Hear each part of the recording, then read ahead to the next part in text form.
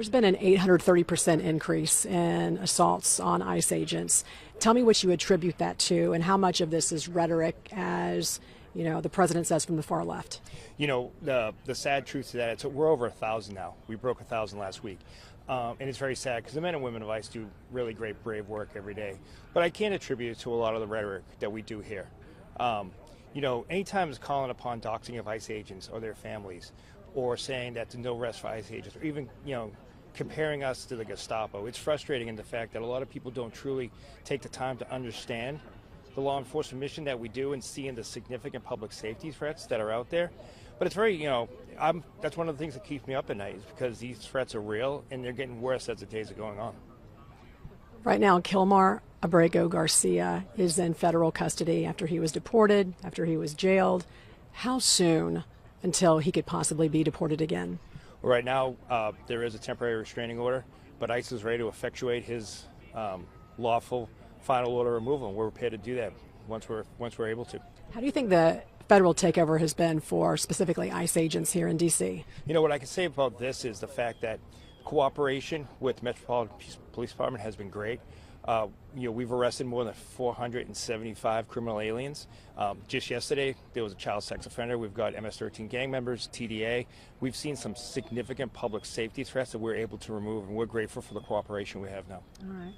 How would you describe the difference in perhaps the morale of some of your agents from the previous administration to now? You know, one thing that I love to say about the men and women of ICE is they are resilient, but they're very happy to be able to do their law enforcement mission actually following the law. It's very hard because previously, you know, the men and women of ICE has been used as a political football. And anytime you're forced to do immigration law or immigration law enforcement based upon executive orders where it could change every 4 to 8 years, it's extremely frustrating. President Trump and Secretary Noem have given us the ability to open up that full immigration portfolio and enforce the law the way it was written, exactly how Congress did it back in the 1950s. And we are enforcing that every day. And I think you can see it with the public safety threats we're removing. We know that a judge has blocked or tried to stop any more illegal aliens from going to Alligator Alcatraz in Florida. First of all, tell us what your thoughts are with some of these judges that are trying to block this, and also what you see as a path moving forward when it comes to these immigration detention centers. You know, for me, it's very frustrating because it's great to have partners like the state of Florida, like the state of Louisiana, that want to work with ICE and help us. It really frustrates me when, you know, these radical judges want to use either political motive or personal vendettas to try to block the work that men and women of ICE are doing. We're going to be focused on working with our state partners to ensure that moving forward we have the ability to house these criminal aliens that are causing, you know, harm and detriment to our neighborhoods, but able to remove them safely and humanely out of our country quickly.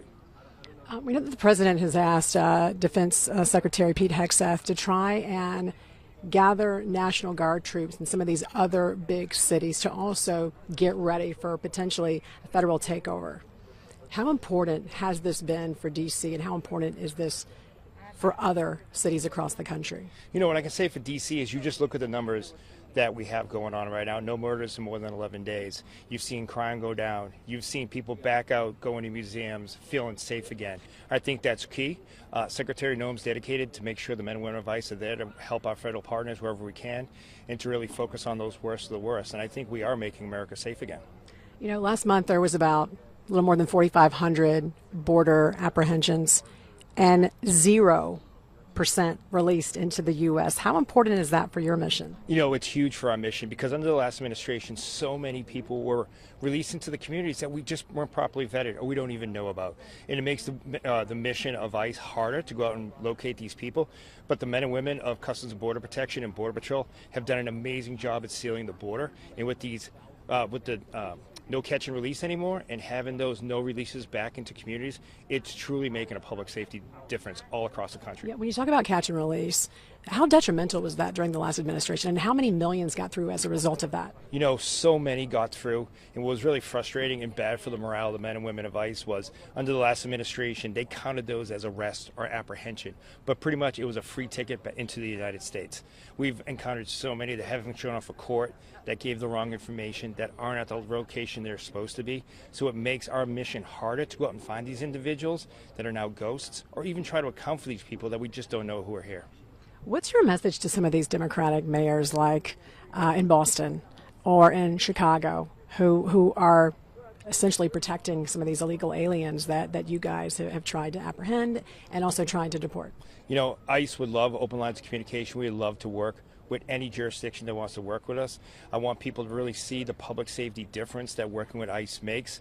But make no mistake about it, regardless of the sanctuary status of a city, ICE will be there to make sure we get those criminal aliens off the street. Okay.